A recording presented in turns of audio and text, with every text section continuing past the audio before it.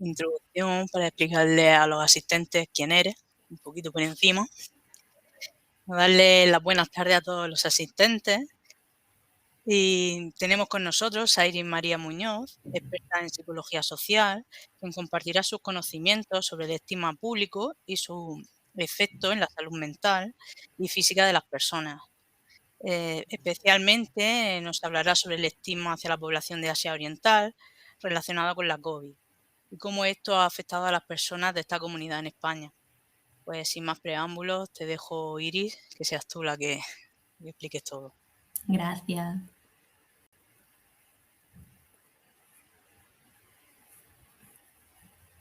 Bueno, pues os cuento un poco. Veréis, lo primero de todo, muchas gracias a todos los que estáis aquí. Quiero deciros que también quiero darle las gracias a la organización del Congreso y al comité científico que ha decidido que podamos participar y que este estudio pueda ser parte del Congreso. Y ayudaros a todos a conocer un poquito la situación que hay acerca del impacto, o sea, acerca del estigma público hacia la población de Asia Oriental relacionado con la COVID. Voy a intentar que lo veáis mejor. Así. Pues esto fue un estudio, como podéis comprobar, que se realizó entre 2020 y 2021. Y realmente el inicio del estudio fue porque en mi ámbito, como enfermera y profesional en lo que viene siendo la labor asistencial, pude comprobar con el inicio de la pandemia algunas situaciones de discriminación que se produjeron en el trabajo. Entonces, claro, como persona investigadora que ante cualquier inquietud siempre tenemos la posibilidad, al ser científicos en este caso, de darle pie a averiguar qué es lo que está pasando, decidí darle inicio a esta investigación. Como os imaginaréis y como toda investigación, pues os voy a contar un poquito cómo se inicia la introducción acerca de cómo se produjo la pandemia y cómo afectó esta a la estigmatización de la población asiática y por qué se realizó el estudio en esta población en concreto, los objetivos que nos planteamos, que como bien habéis escuchado, pues es explorar el estigma público sufrido por la población de Asia Oriental que reside en concreto en España, relacionado con la COVID y el impacto sobre la salud. Os contaré un poquito qué metodología se utilizó, los resultados, una discusión que para mí es lo más interesante del estudio y las limitaciones, conclusiones y propuestas de futuro que encontramos. En primer lugar, y como introducción, quería hablaros un poco de este evento desafortunado que fue para todos nosotros como ciudadanos del mundo y es la COVID-19. Ya sabemos que esta fue declarada como un brote de coronavirus totalmente desconocido a finales de 2019 y el 20 de enero de 2020 fue declarada una pandemia y una emergencia sanitaria mundial. Pero ya sabéis que las emergencias sanitarias a nivel mundial no solo tienen un efecto únicamente sanitario, sino también existe un efecto social y económico a su vez. Entonces, en este caso, quise profundizar un poco en lo que era el efecto social que había producido esta pandemia en la población asiática en concreto. Y es que ya sabéis que cuando existe una emergencia sanitaria, los medios de comunicación hacen bomba de ello. ¿Qué quiero decir con esto? Los medios de comunicación tienen un efecto, como yo lo llamo, ambivalente. Y es que tienen un efecto positivo en el sentido de que logran comunicar mundialmente una gran cantidad de información de forma rápida. Pero a la vez tenemos, digamos, un efecto rebote de esa comunicación de la información. Y es que es importante que se verifique la información. ¿Es esta información real? ¿Está basada en una evidencia científica o una evidencia que pruebe lo que estamos hablando? Porque ya sabéis que hay muchos medios de comunicación hoy en día y es necesario que confirmemos la evidencia que estos medios nos aportan. Y la sobreabundancia de la información. ¿Por qué creo que esto es importante? Pues no sé si sabéis que durante la pandemia la OMS nos declaró en estado de sobreabundancia de información. Esto significaba que la información que se estaba dando a través de los medios de comunicación, redes sociales, etcétera, era no solo extremadamente desmesurada, evidentemente porque estábamos movidos por el miedo, sino que la procedencia era dudosa y no se verificaba correctamente. Eso a su vez retroalimentaba el miedo de la población, porque teníamos información a causa del miedo, pero esa información que no sabíamos de dónde venía, que cada día era diferente, aportaba más miedo. ¿Qué problema hay? Que la sobreabundancia de información provocaba mayor miedo al virus, entonces cuando el ser humano tiene mucho miedo, tiende a tener unas estrategias de afrontamiento disfuncionales. Entonces, como el COVID no nos permitía tener unas estrategias de afrontamiento útiles, pues la respuesta de la población fue la estigmatización. ¿Y a quién se estigmatizó? A la población asiática, que se creía que en este caso eran culpables. ¿Por qué? Porque era una minoría y porque la información que nos venía en este caso categorizada. ¿Qué quiero decir con esto? Que se denominó en muchísimos discursos al virus, a la COVID-19, como virus chino. Entonces la población en sí no es culpable, sino es, digamos, como una consecuencia de esa información totalmente politizada en muchos de los discursos y también un poco manipulada por ciertos medios de comunicación que no verificaban la información correctamente. No podemos llamarle a un virus virus chino. El virus tiene una procedencia específica, una composición específica, se ha estado estudiando, pero no podemos categorizarlo como un país, como una población. A partir de aquí surge lo que se conoce como estigma público. Y en este caso quiero profundizar un poco para entenderlo, porque hay que diferenciarlo de otro tipo de conceptos. Y es que el estigma público es aquel que se produce en una sociedad, es producido a través de la sociedad, en el que se determina que una característica de una persona o población, bien puede ser característica física, característica mental, sea vista como indeseable y por ello se produzcan conductas negativas hacia esa población. Esto es distinto de lo que se conoce como autoestigma. El autoestigma sería cuando la propia persona que sufre estigma público finalmente esos estereotipos, esas creencias negativas, finalmente se las cree y asimismo se criminaliza, se critica, en fin, asimismo totalmente se negativiza. Entonces, en nuestro caso, el estigma público estaba producido por el estereotipo de las personas asiáticas son peligrosas porque transmiten la COVID-19. Avalado por el prejuicio de tengo miedo, me siento agresivo contra esa población porque la veo culpable y desembocando en una discriminación, que es la conducta como puede ser una agresión física, una agresión verbal o incluso dejar a la población aislada por completo. ¿Qué ocurre? Que sabemos desde hace muchísimos años el estigma lleva siendo estudiado por numerosos autores que afecta a la salud mental y física de las personas que lo sufren. Y es que en este caso, el estigma que sufría la población asiática no solo era estigma público, sino se le unían varias cosas. El estigma público en sí, en el que te discrimino por ser asiático, al que le añado el estigma por enfermedad, no solo por ser asiático, sino por ser asiático más COVID-19, es decir, eres asiático, tienes COVID-19 y además, en este caso, eres migrante. Es decir, unimos como una serie de estigmas, los compactamos y creamos un multiestigma, creando un concepto un poco curioso, ¿vale?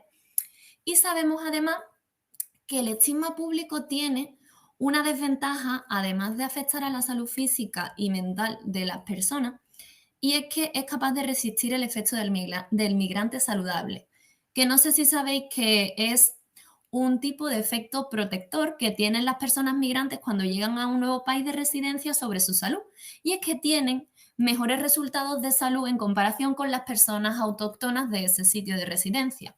Pero sabemos que este efecto del migrante saludable se ve mermado por dos cosas. Una de ellas, la aculturación, porque claro, la población migrante, una vez se va aculturando al país de residencia, va adquiriendo las conductas de salud de ese propio país y otra de ellas, el estigma.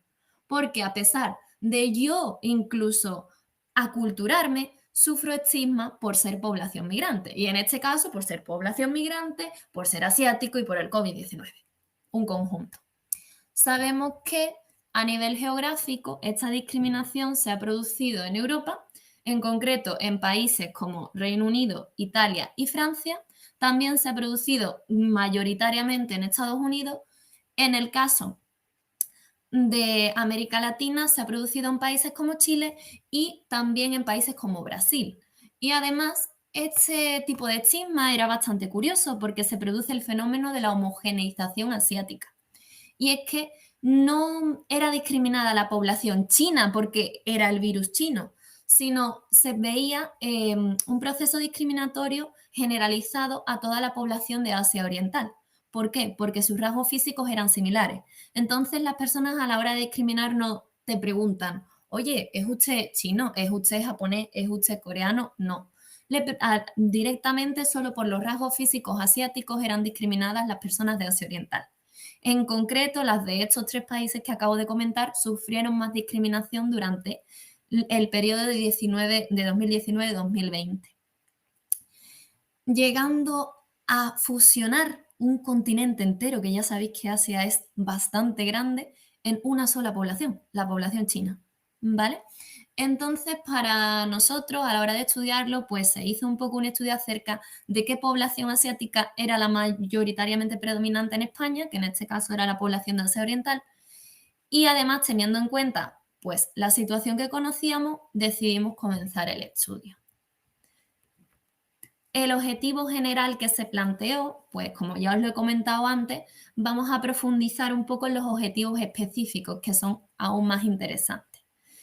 Queríamos conocer cuáles eran los factores protectores del estigma, también conocer las consecuencias de la discriminación y además identificar un abordaje específico ante las situaciones de discriminación hacia esta población. Porque es cierto que existían varias carencias que no exploraban los estudios anteriores las consecuencias sobre la salud, ni tampoco qué tipo de abordaje se tenía que seguir, porque ya de por sí la pandemia era una situación bastante nueva para nosotros. Entonces, todo lo que ha derivado de ella era aún más nuevo para nosotros. Dicho esto, si me disculpáis un segundo, no sé si hacéis preguntas porque aunque tengo las 2 pantallas no las veo, así que si alguien me puede transmitir las preguntas en algún momento, que me pare y para que yo no siga hablando y podamos Tranquilo. hablar. De momento no hay preguntas, pero si hay Vale, yo tomo nota y después te los lanzo. perfecto, muchas gracias. Os cuento un poquito la metodología. Como era un estudio bastante interesante de explorar, se decidió llevar a cabo una metodología mixta. En este caso, pues tuvo un diseño de corte cualitativo, ¿vale? El que se basó sobre todo en la fenomenología y la enfermería transcultural. Las personas que seáis enfermeros o enfermeras, sabéis que en este caso me basé en concreto en la fenomenología de Madeleine Leininger, que era la madre de la enfermería transcultural, que ella defendía que era bastante importante.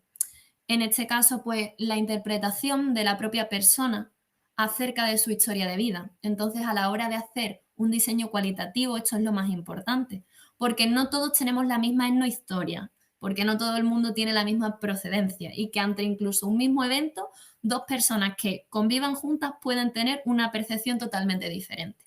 Entonces, era muy importante basarnos en esto para hacer una interpretación de los discursos de las personas que fueron entrevistadas y además para mejorar los cuidados de enfermería.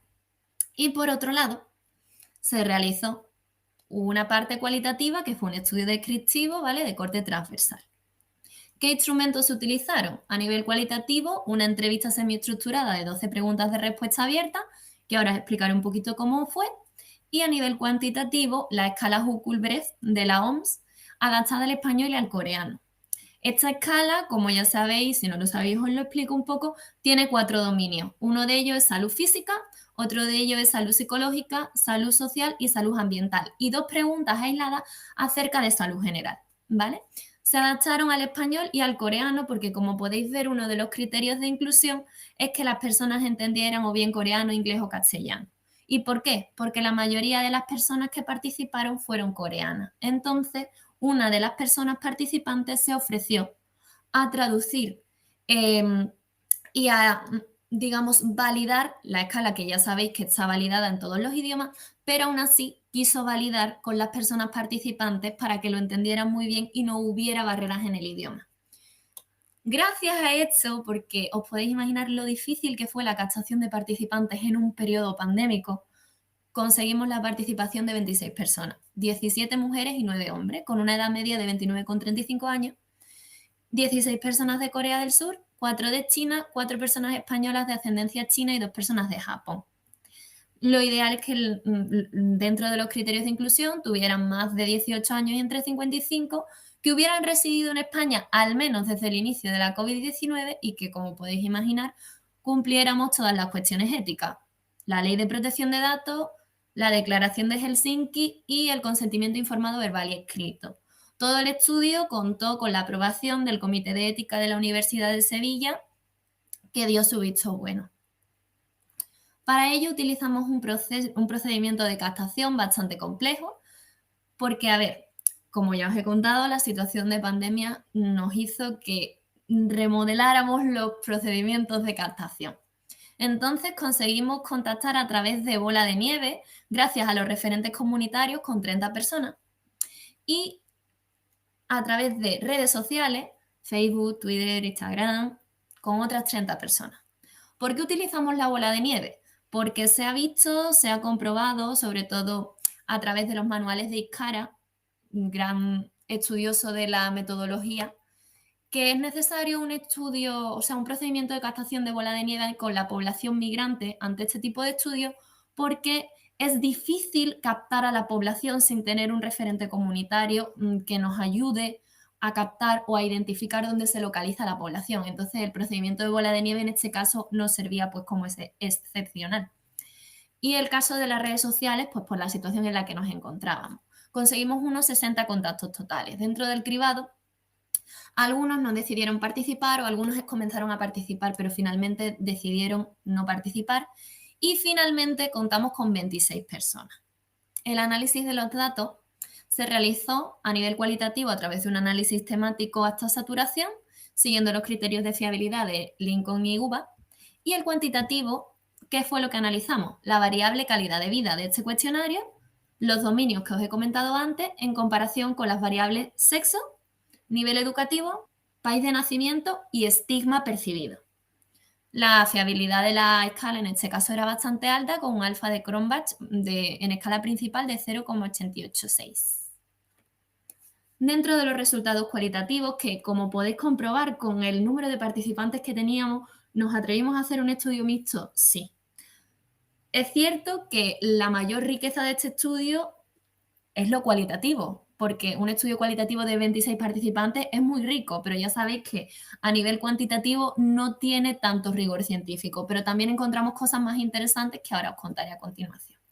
Entonces, a nivel cualitativo, podemos dividir la entrevista de 12 preguntas en 4 dominios.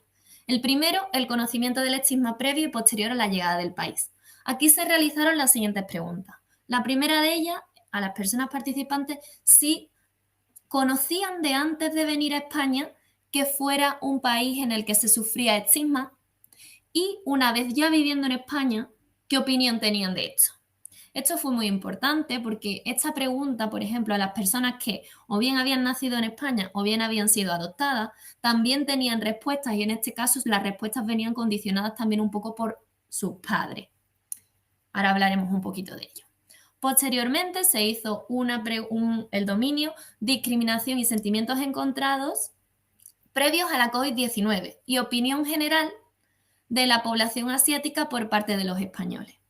¿Qué preguntas se realizaron aquí? Si habían sufrido discriminación antes de la existencia de la pandemia y cómo se habían encontrado, y qué opinión tenían ellos que los españoles tenían acerca de la población asiática.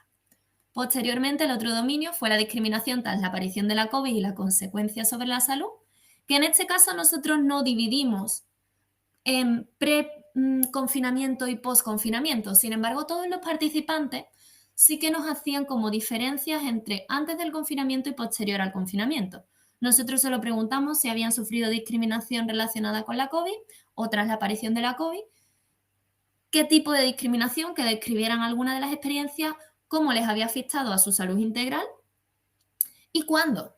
Pero claro, a la hora de hacer una temporalidad, pues ellos hacían como un periodo de diferencia bastante importante antes y después del confinamiento. Y posteriormente, qué tipo de afrontamiento habían tenido ante este tipo de problemas, si habían tenido alguna ayuda o apoyo del que fuera, profesional, apoyo social, etcétera, y qué abordaje habían tenido para las situaciones de discriminación y de estigma. Esto se torna mucho más interesante porque, como podéis ver, cuando hicimos la pregunta del conocimiento del estigma antes de la llegada a España, ellos nos comentaban que conocían que existía estigma en Europa. Es decir, ellos sabían que antes de emigrar a Europa iban a sufrir estigma porque la habían escuchado, como podéis ver, en padres o en otros familiares o en amigos, etc. Entonces nos decían que no particularmente en España, pero que sí que en los países occidentales. Que sí que es cierto que se esperaba más racismo y que conocían el racismo y que lo confirmaban. Decían que ya lo conocían de antes, pero que ahora estaba muchísimo más en auge. Otra de las preguntas que hicimos, como bien os he comentado, es la opinión general que tenían las personas españolas acerca de los inmigrantes asiáticos. La más generalizada o la mayormente compartida por los participantes fue que las personas asiáticas solo eran o chinas o japonesas. Otro, que es lo más interesante que también se puede encontrar, son los estereotipos acerca de la población asiática. Por ejemplo, una de las participantes nos comentaban que que ellos pensaban que las personas españolas consideraban que ellos no sabían integrarse bien en la sociedad o incluso que comían cualquier tipo de ser vivo, incluidas mascotas. También había cosas buenas, como por ejemplo que existía una idea bastante positiva de la población asiática, por ejemplo, no es tan negativa por el tema económico, pero que sigue existiendo rechazo. Y también era compartido el sentimiento de superioridad por parte de los españoles, sobre todo por las participantes mujeres. Como podéis ver aquí, a las mujeres se las ve como sumisas y débiles, hipersexualizadas, siendo objeto de morbo por hombres blancos heterosexuales, quienes se creen o se sienten superiores. Otra de las preguntas que se hicieron fue la discriminación tras la aparición de la COVID, y aquí podéis ver los distintos periodos de temporalidad. Previo al confinamiento, sí que se observó, como hemos podido comentar también en lo que viene siendo la introducción, las conductas asociadas al miedo, porque la población tenía miedo. Mi vecina se tapaba la cara cada vez que me veía por los pasillos, decía que era mejor no juntarse con personas con rasgos asiáticos y agresiones verbales. La gente piensa que los asiáticos somos la fuente del virus. Posterior al confinamiento, directamente la persona asiática era designada como coronavirus. Relacionaban el COVID con nosotros, nos trataban como si fuéramos el virus, las agresiones físicas y el acoso. Es decir, previo al confinamiento, miedo, agresiones verbales; posterior al confinamiento, persona asiática es el virus, agresiones físicas e incluso acoso. Cuando hablo de acoso, el acoso que habían sufrido las participantes porque eran mujeres era en este caso laboral y acoso sexual, ¿vale? Y posteriormente también hubo personas que refirieron que no tuvieron discriminación o conductas o que sufrieron en este caso más bien conductas positivas. Un ejemplo fue que no sufrieron discriminación directa, pero sí que la sufrieron en redes sociales o medios de comunicación o en su entorno familiar, de amigos, etcétera. Otros decían que no habían sufrido discriminación porque tenían una red social y de trabajo principalmente española. Uno de los participantes decía que en el mundo del flamenco donde él trabajaba no había sufrido discriminación. Y otra de las personas que participó refirió que no había sufrido discriminación debido al confinamiento permanente al que se había sometido. Consecuencias en la salud. Encontramos que la mayoría de los participantes, 16 de 26, refirieron consecuencias en nivel de un aspecto mental, sobre todo por el sentimiento constante de ser extranjeros. Porque, claro, aquí podéis ver una referencia de una de las chicas participantes que decía que cuando quedaba con sus amigos y saludaban a otra gente, como que les preguntaban por qué estaban con ella, por ser asiática. Y gracias a este testimonio, que no es para nada afortunado, surgió el título de este estudio. Solo yo voy a contagiar el virus, porque sea como sea, siempre seré una extranjera para ellos. La preocupación un poco constante de ser discriminado, tristeza, frustración, etc. Y a nivel social, el miedo a las relaciones sociales, inseguridad, preocupación por relacionarse, tenían miedo de ir a los bares, a los restaurantes, fobia social. Y otros refirieron no tener una ausencia de efectos en la salud. En concreto, una de las personas consideró que, bueno, que como se consideraba una persona bastante fuerte, para él la discriminación no era importante. Y luego a nivel de propuestas de abordaje, que como podéis ver, en su mayoría, 14 de 26 personas, proponen la educación. Sabemos perfectamente que, bueno, que todo esto requiere mucha investigación, que son parte del desarrollo sostenible y que la investigación es primordial para ayudar, que es necesaria la unión, el apoyo comunitario y la ayuda psicológica, no solo la unión de todas las comunidades, sino también ayuda profesional. Y una pareja de personas comentaron que es bastante difícil eliminar el racismo en la sociedad, que la verdad se encuentran bastante escépticos ante este hecho. También otras de las personas dijeron que era importante establecer lazos entre las culturas y otra de las personas refirió que era importante la aculturación, dos personas en concreto, tener buena imagen, nivel económico y apariencia. Esto ahora lo comentaremos un poquito. A nivel cuantitativo, como ya os he comentado, sabemos perfectamente que es una muestra pequeña, pero tuvimos resultados interesantes. No pueden ser extrapolados a la población general, pero sí que es cierto que pueden darnos muchas pistas acerca de lo que ocurre. Esto respondía al objetivo de consecuencias en salud y encontramos que existía una diferencia significativa bastante grande en el caso del nivel educativo y la salud social. Encontramos que las personas con un nivel educativo medio tenían menor salud social. Además, también encontramos que según país de nacimiento, las personas chinas y coreanas tenían menor salud social y ambiental. Y a nivel de estigma percibido, nos refería que aquellas personas que tenían un mayor estigma percibido tenían menor salud física. Y lo más interesante también, a nivel de no diferencia significativa, es que no había diferencia significativa entre calidad de vida y sexo. Ahora vamos a discutir un poco eso que acabamos de encontrar. Entonces, una de las cosas más interesantes es la percepción del estigma. ¿Cómo se ha desarrollado el estigma? Es interesante comprobar que 2/3 de las personas participantes referían que habían sufrido estigma antes de la COVID-19. Y esto es una afirmación de la que no podemos salir. Esto es una afirmación que fue recogida del estudio cualitativo. Es decir, que la COVID no ha sido el inicio del estigma. El estigma estaba ya, existía antes, existía un estigma público, aunque no fuera relacionado con la COVID-19. Pero ya existía discriminación anteriormente, solo que ahora se había agravado.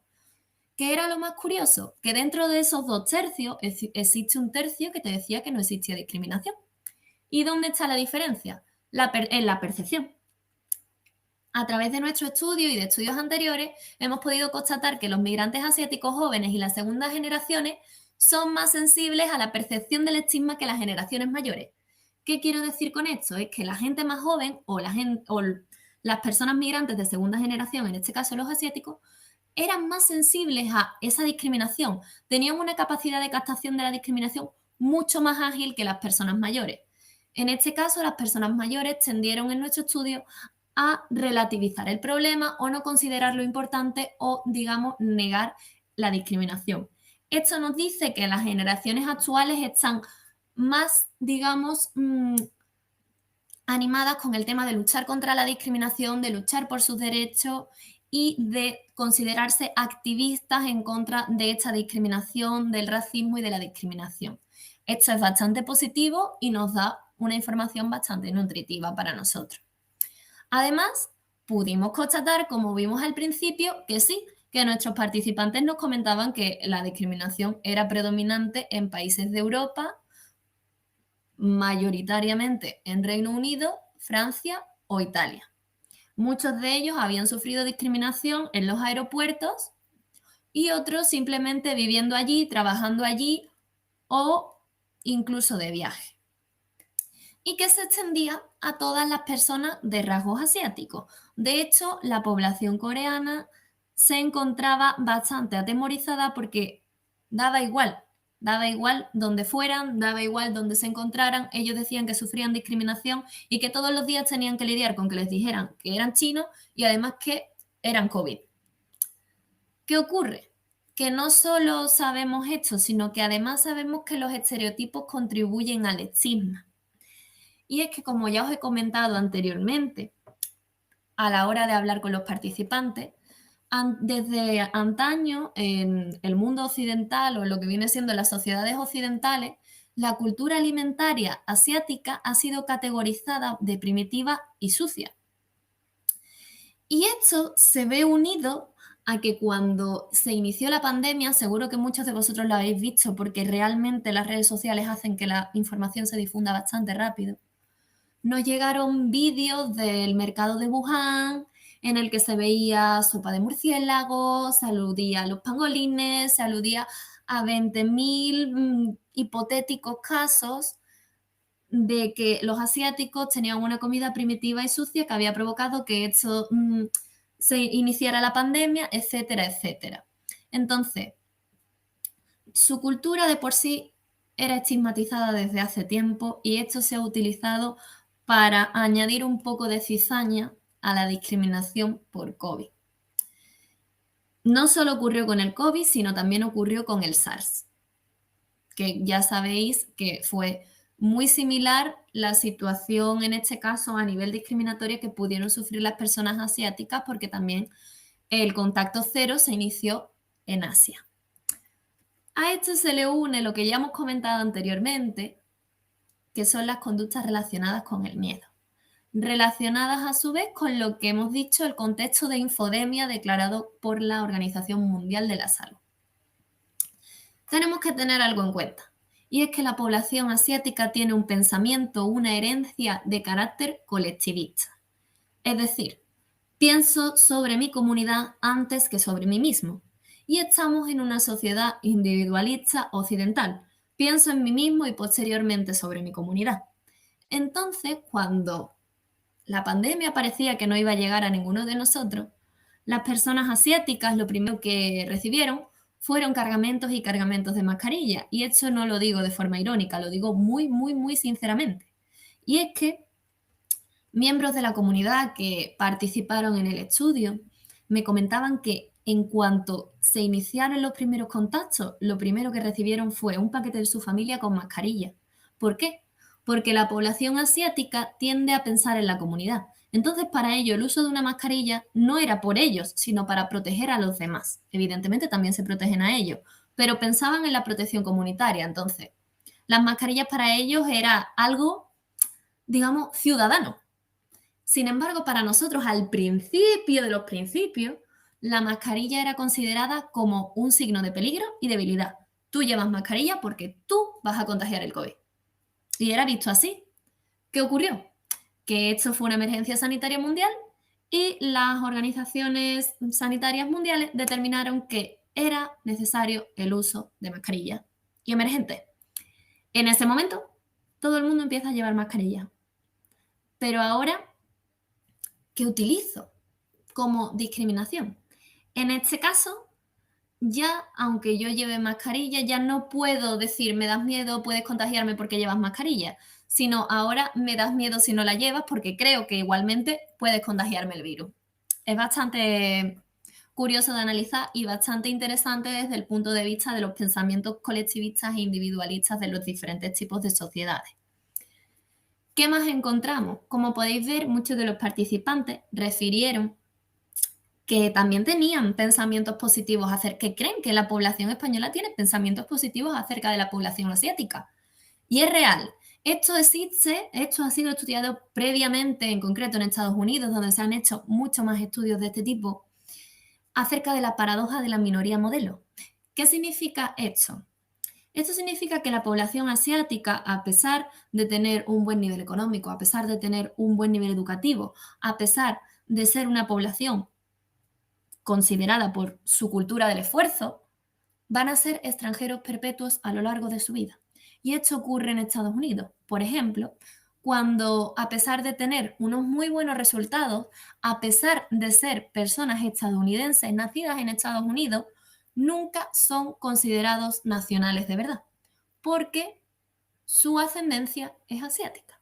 Y como podéis comprobar, muchos de los participantes dijeron, es que a pesar, por ejemplo, las personas nacidas en España, a pesar de yo haber nacido en España, yo nunca seré española de verdad. Esto es bastante interesante, porque es como un continuo luchar por un escalón que realmente tiene techo, como un techo de cristal. ¿vale? Factores protectores y amortiguadores. Ha sido estudiado por Leon Waters el confinamiento permanente. Y es que, claro, si yo no me relaciono, es prácticamente imposible que yo sufra discriminación, porque no tengo la capacidad de comunicarme con personas, a no ser que lo sufra a través de redes sociales, pero no es una discriminación cara a cara. También la red de apoyo fundamentalmente española. Esto es bastante importante porque ya sabéis que una red de apoyo siempre va a ser considerada como un factor protector si esta es positiva para nosotros. En este caso, la red de apoyo fundamentalmente española era considerada como un factor protector porque las personas participantes referían o que bien no eran discriminadas cuando iban con amigos españoles o familiares, etcétera, o en este caso que las personas que los defendían ante las discriminaciones eran sus amigos o sus familiares españoles. Y además, otro de los factores amortiguadores fueron la confrontación, que en este caso era bastante importante porque se ha visto en estudios anteriores que la confrontación, el explicarle a las personas, oye, creo que tienes una falta de información, yo no soy el problema no parte de la población asiática, ayuda como medio de afrontamiento ante los problemas. Y además, algo muy interesante y relacionado como, digamos, positivamente acerca de todo lo que he criticado durante este tiempo a las redes sociales, es que las redes sociales también nos pueden servir para asestar el último golpe a las personas que nos discriminan. Y es que muchos de los participantes eran activistas dentro de sus pequeñas posibilidades, pero una de las participantes incluso había creado una web y un Instagram, en fin, bastantes medios para la lucha con el antirracismo asiático. Y actualmente ella sigue participando en multitud de charlas, multitud de, digamos, coloquios, etcétera, para luchar en contra del estigma sufrido por la población asiática. Entonces, existen formas de protegerse ante esto. ¿Qué más hemos encontrado? Pues bueno, como ya sabéis, a nivel cuantitativo, se ha encontrado que un alto nivel de estigma disminuye la salud física. Eso lo sabíamos desde el principio porque ya lo hemos hablado. Pero, ¿qué ocurre con la población asiática? Esto es bastante interesante porque, a ver, encontrábamos que la población asiática tiene un pensamiento bastante curioso y es que esto no es exclusivo de la población asiática, pero tienden un poco a estigmatizar las patologías o los trastornos relacionados con la salud mental. Entonces, a la hora de desarrollar síntomas ansioso-depresivos, tienden a lo que se conoce como somatización. También tenemos que tener en cuenta en este punto, y es que tendemos a tener una atención sanitaria un poco etnocentrista. ¿Qué quiero decir con esto? Sabemos que un mismo síntoma no es expresado igual en todas las culturas. Entonces, claro, nosotros en España entendemos los síntomas y, digamos, los signos y síntomas de una forma que ha sido expresada dentro de nuestra cultura. Y yo en este caso puedo poner el ejemplo, en Andalucía también nosotros nos entendemos entre nosotros. Igual que la gente que viva al norte también tendrá una forma de expresarse ante explicar un problema de salud característica de esa zona. Pues culturalmente a nivel mundial es igual. Entonces cuando viene una persona y nos expresa una serie de síntomas que para nosotros no son compatibles con lo que ya conocemos, ya es raro. ¿Y qué hacemos con eso? No sabemos qué hacer, literalmente. Entonces, bueno, ahora ya hablaremos de ese tema. Pero entonces contamos con nuestra visión etnocentrista de los problemas de salud. Contamos con que la población asiática somatiza los problemas y tiene alto estigma ante los problemas de salud mental. Repito, esto no es exclusivo de la población asiática. El estigma ante los problemas de salud mental es extenso por todo el mundo. Pero, ¿qué ocurre? Que en este caso, como podéis ver, tiene sentido que disminuya la salud física de nuestros participantes, porque ellos expresan los problemas psicológicos a través de la sintomatología física. ¿Y cómo averiguamos esto? Pues es que el cuestionario Hucul-Brecht tiene preguntas acerca de si duerme bien, si tiene dolores de cabeza, si tiene cefalea. Entonces, claro, esto es bastante curioso porque son síntomas relacionados con trastornos ansioso-depresivos. La persona, como podéis ver, aunque pegue un pequeño salto, prefiere sufrir en silencio, prefiere, digamos, no ser vista como víctima. Entonces va a ser bastante difícil que nos diga, me siento mal porque me discriminan.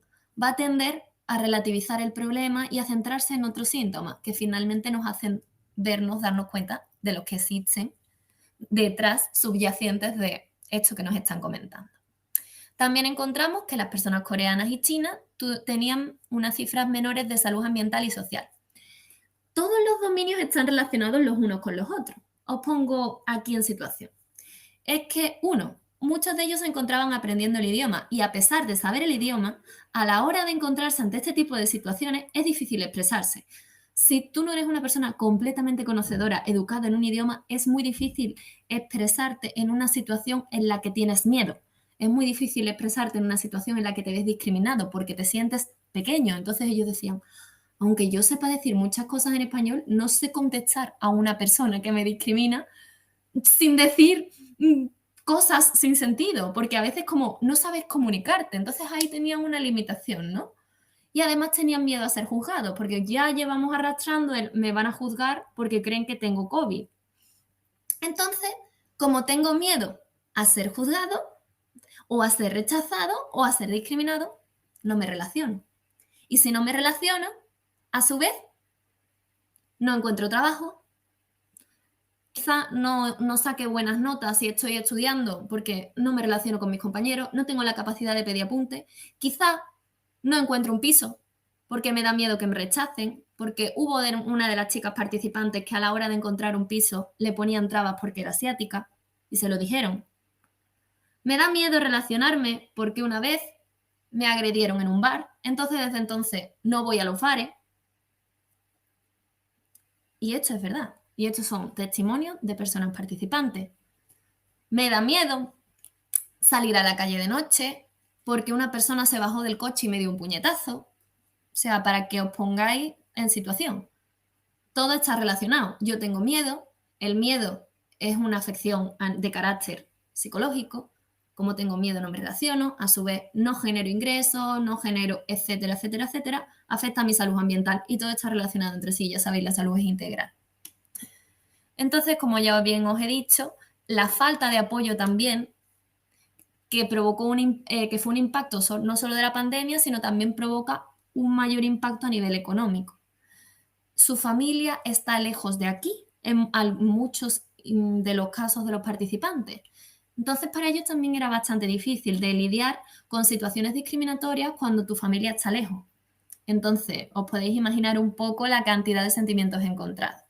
También se observó que un nivel educativo medio se relacionó con menor salud social. ¿Qué ocurría? Que en este caso las personas que tenían un menor nivel educativo encontraban muchas más barreras, uno, para encontrar trabajo, por ello, como el trabajo no deja de ser un centro de relaciones, tenían menor salud social. Problemas, por ejemplo, pues incluso para relacionarse. Y a nivel de abordaje, ya lo hemos visto, lo primero, la educación en igualdad a nivel de derechos humanos es bastante importante, la unión comunitaria, que es primordial en este caso, y el empoderamiento comunitario. La comunidad asiática, la verdad que durante la participación fue absolutamente encantadora. Simplemente tuve que hablar con una serie de referentes comunitarios de las 3 comunidades principales del estudio y ellos me pusieron en contacto con otras personas. Es cierto que todo el mundo en la situación en la que nos encontrábamos no se atrevía a hacer una entrevista de este tipo o no quería relacionarse en este momento por el miedo. Pero ya os digo que son una comunidad muy unida y que se presta mucho apoyo entre sí y con gran apertura ante los demás. Y muy importante, ellos referían el apoyo psicológico ante estas situaciones. ¿Es la aculturación una respuesta? Pues bajo mi punto de vista y bajo lo que nos dice la evidencia, tenemos muchas, digamos, barreras que nos dirían que no. ¿Por qué? Porque sí que es cierto que cuando la persona está más aculturada, podrá simular una sintomatología a la hora de acudir a los servicios de salud similar a la de la población autóctona. Pero sabemos perfectamente que por las barreras del idioma y de las largas listas de espera, la población asiática, y tenemos referencias, y más concreto la referencia que tengo en este caso es de la población china de Sevilla, porque existe un estudio realizado por Bárbara Badanta bastante interesante en la que tenemos una gran barrera de acceso a nivel sanitario para la población, en este caso china, pero generalmente la población asiática, a pesar de que expresen sintomatología más parecida a la española, siguen existiendo barreras con el idioma, siguen existiendo limitaciones a la hora de utilizar los traductores en los hospitales, siguen existiendo limitaciones a la hora de que los profesionales se comuniquen con personas de idioma distinto. Y además, también la aculturación, aunque en ese caso no llegara a beneficiar, aquí tenemos algo que lo contrarrestaría, también las personas, a pesar de aculturarse, como hemos visto, van a seguir siendo extranjeros permanentes, es decir, siempre se van a sentir extranjeros. Y además sabemos que resiste el efecto del migrante saludable. Entonces, tenemos solo una ventaja ante muchísimas desventajas. No sería la respuesta. Por lo tanto, deciros un poco que como limitaciones fue muy dificultosa la captación de participantes en pandemia y agradezco mucho a todas las personas que hicieron su esfuerzo. Me moví por restaurantes, me moví por tiendas asiáticas, fue muy, muy, muy, muy caótico, pero ya sabéis que cuando una persona quiere investigar y persigue un sueño es bastante persistente en lo suyo. El sesgo de deseabilidad social, ellos evitan ser vistos como víctimas, que la duración de entrevistas siempre va a ser variable, porque si tú estás en tu ámbito de trabajo y tienes un descanso de 1 hora, entiendo que no me quieras dedicar toda la hora y digas, oye, media hora, por favor. Y que es una investigación de carácter transversal. Entonces, esto yo os cuento hasta el año pasado, que las entrevistas acabaron justo septiembre de 2021. Entonces, pues tengo información hasta ahí. Actualmente la cosa puede haber cambiado, pero bueno, tenemos un estigma arrastrado desde antes de la pandemia, entonces hay que tratar con ello. Y bueno, un poco como conclusiones, como ya habéis visto, que hay repercusiones directas sobre la salud física y una conexión, como ya hemos visto también en salud psicológica, social y ambiental, que no existían diferencias en el sexo, pero que el nivel educativo medio llevaba o conllevaba déficit en salud social, país de origen, personas chinas y coreanas, peor salud ambiental y social, y que las agresiones previas a la pandemia existían, pero que actualmente tenían tipología diversa, verbales, físicas, aislamiento social, etc. Ya sabemos que como factores protectores, red de apoyo siempre, principalmente española en este caso, y el confinamiento permanente y propuesta de abordaje, siempre abogamos por la educación en igualdad, la unión comunitaria y el empoderamiento de las comunidades asiáticas. En cuanto a propuestas de futuro, ¿qué os voy a decir? Que esto planta la semilla para seguir investigando acerca del estigma que sufre esta población, y no solo esta población migrante, sino muchas más de las poblaciones migrantes. La prevención y el empoderamiento comunitario de las comunidades, en este caso, que son minoritarias. Fomentar la unión de la comunidad asiática con la comunidad española, con la comunidad negra, con la comunidad magrebí, con todas las comunidades, con la comunidad latina, con todas. Competencia cultural, sobre todo, en este caso nos toca a nosotros reflexionar. ¿Somos profesionales competentemente, o sea, culturalmente competentes? Porque yo lo reflexiono todos los días. A nivel asistencial, cuando estamos en el hospital y nos viene un paciente que no se comunica como nosotros, ¿somos profesionales a nivel cultural con una competencia suficiente como para tratarlos y darles unos cuidados de calidad como a todos los demás pacientes? Entonces, digamos que deberíamos de centrarnos en formarnos en ese sentido y además de ser nosotros los que seamos capaces de detectar el estigma y prevenirlo, porque somos la primera fuente de contacto. Y nada, deciros que muchas gracias por vuestra atención. Y cualquier pregunta o sugerencia, aquí tenéis, por supuesto, la bibliografía, podéis contactar conmigo a través de correo, ¿vale? Y enseñaros algo bastante importante, que esto fue una foto de una de las participantes que cedió a participar con su imagen, ¿vale? Y como podéis ver, está limitado por una línea que representa el kintsugi, que es el arte japonés de reparar las grietas con oro en el caso de la cerámica, y alrededor de ella podéis ver diferentes comentarios que dijeron las personas participantes y la frase famosa que se hizo como la voz de la reivindicación, que era no soy un virus, yo sentía y oía. Y nada, daros las gracias, no sé si cuento con mucho tiempo, pero quería enseñaros un poquito esto que tenemos aquí, que son algunas digamos, de los testimonios que sufrieron algunas personas. No sé si conocéis a Mad for You, es una activista y además artista que vive en Madrid. Ella, como podéis ver aquí, voy a ser bastante breve, no intentaré no poner todos los vídeos. Ella explica una situación que sufrió en el aeropuerto.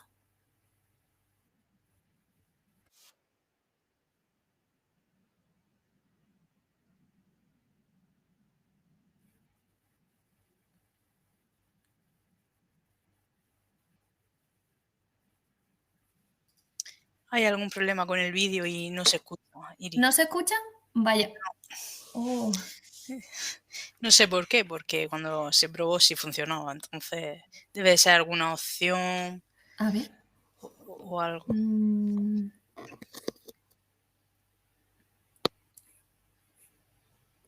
Ay, me gustaría solucionarlo, pero ahora mismo no sé cómo podría. Eso ya tiene que ser tema de permisos del ordenador o al haber aceptado permiso haya faltado algo. Ah. Eso ya no podemos hacer mucho desde aquí. Vale, pues bueno, os comento un poco.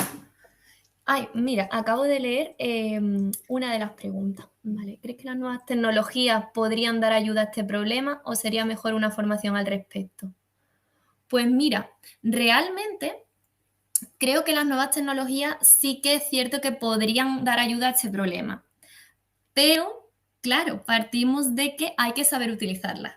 Entonces, claro, yo creo que debería formarse a todos los profesionales, tanto los que trabajamos a nivel asistencial como los que trabajan a nivel universitario, en centros de formación profesional. Al fin y al cabo, todos somos sanitarios, desde donde trabajemos, que se nos dé como una pequeña formación acerca del estigma, un poco trabajar y a través de las redes sociales podemos hacer mucho. Es cierto que, por ejemplo, cuando se hace una formación, yo os pongo un ejemplo que se puede utilizar en mi unidad, una formación presencial es mucho más difícil que toda la gente acuda. Pero muchas veces en los objetivos de las unidades, en los objetivos de los hospitales, nos requiere que se hagan cursos. Cursos que por lo menos te tienes que leer. Entonces yo creo que dentro de esos objetivos generales que tenemos todos, deberíamos de tener como pequeñas infografías que podemos hacer y difundirlas a través de medios de cualquier tipo de red social y además como hacer un pequeño curso, ¿no? Porque sí que es cierto que a nivel de formación cultural y de este tipo de estigma, no veo que se nos instruya, no veo que tú llegues a nivel asistencial y cuando te encuentres esa barrera, si no has estudiado previamente o te has informado, te encuentras muy desamparado. Entonces sí que es verdad que sería necesaria un poco de formación y a la vez un poco utilizar las nuevas tecnologías para esto. De hecho, yo os pongo el mejor ejemplo. Seguro que muchos de vosotros a la hora de comunicaros con un paciente a nivel de nuevas tecnologías, tenemos esto con su traductor de Google, que cada vez que el paciente no entiende algo, dice, oye, mira, pues le voy a escribir esto y se lo enseño al paciente. Y el paciente ya se siente más comprendido, solo por ese pequeño y no porque le estemos diciendo, ¿me escucha? ¿Me entiende? El paciente no nos entiende quizá por idioma, pero no es sordo. Entonces muchas veces pecamos un poco de cómo actuamos y la verdad que sí. Te daría la respuesta, me enrollo muchísimo, pero te daría la respuesta afirmativa en ambas. Muchas gracias a todos, de verdad. Os lo agradezco mucho. Ha sido mucho esfuerzo y la verdad que me encanta que lo valoréis porque ha sido muchísimo y estoy emocionada. Y ya os digo que si queréis acceder a todo esto, a todos los vídeos, buscáis No soy un virus en YouTube y podéis ver cualquier testimonio de personas que han vivido en España y que lo han sufrido. Así que muchísimas gracias a todos. Bueno, Iris, pues simplemente agradecer en nombre de la organización tu participación en estas jornadas de formación. La verdad que tu conocimiento y experiencia en psicología social son realmente impresionantes y han sido de gran ayuda para nuestra comprensión en el tema. Agradecerte toda tu participación y te esperamos en el próximo congreso. Pues muchísimas gracias a todos, de verdad. Muchas Un gracias. placer. Igualmente. Por último, también dar las gracias a los congresistas. Nos vemos en el cuarto Congreso de Actualización Sanitaria. Muchas gracias a todos.